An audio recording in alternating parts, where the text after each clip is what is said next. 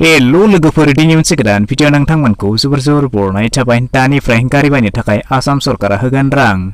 गिबि खेबनि थाखाय हिमन्त सरकारनि बेबायदि गिदिर थिरांथा आरो बेनि थाखाय जेबो सुद होनांगौ जानाय नङा।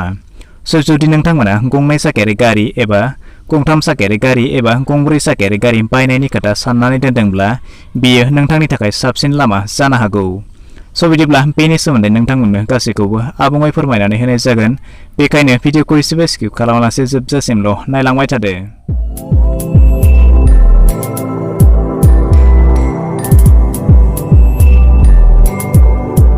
बे जादों आसाम सरकारनि गेदेर फोसावनाय। जुदि सोरबा सुबुङा मोब्लिबारि गारि बायनो सानो बिदिब्ला बिथांमोननि थाखाय हिमन्त सरकारनि बे फोसावनाय।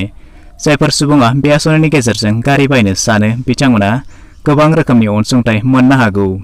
बे गारिया बाइकआनो जा एबा गंथाम साखायारि एबा गंब्रै साखायारि गारियानो जाया मानो। आसाम सरकारनि मोब्लिबारि गारि आयेन 2021 आसननि गेजेरजों रायजोनि मोब्लिब गारि बायगिरि बिथांमोननो बे खाबुखौ होनाय जादों। आसाम सरकारनि बानायखानाय बे फारिलाइ बायदियै नोंथांमोना बेवहाय नुनो मोन्दों।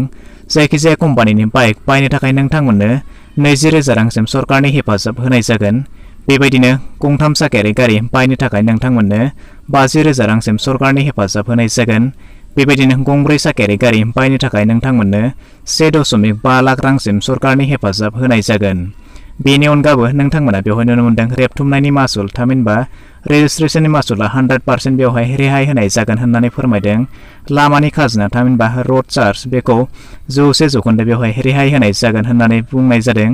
बेनिफ्राय पार्किं खाजोना थामहिनबा पार्किं चार्ज बेवहाय पार्किं चार्जआबो 100% रेहाय थागोन होननानै फोरमायनाय जादों।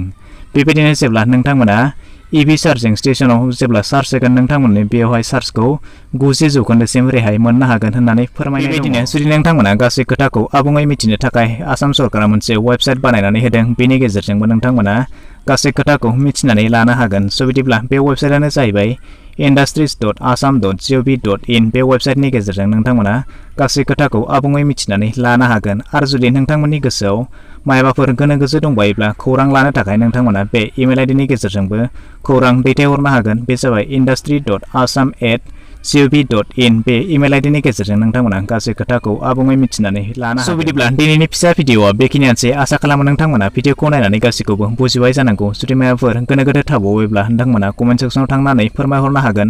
आरो जुदि भिडिअखौ नायनानै मोजां मोनबायब्ला चेनेलखौ साबस्क्राइब खालामनानै लानोबो दाबावगारदो।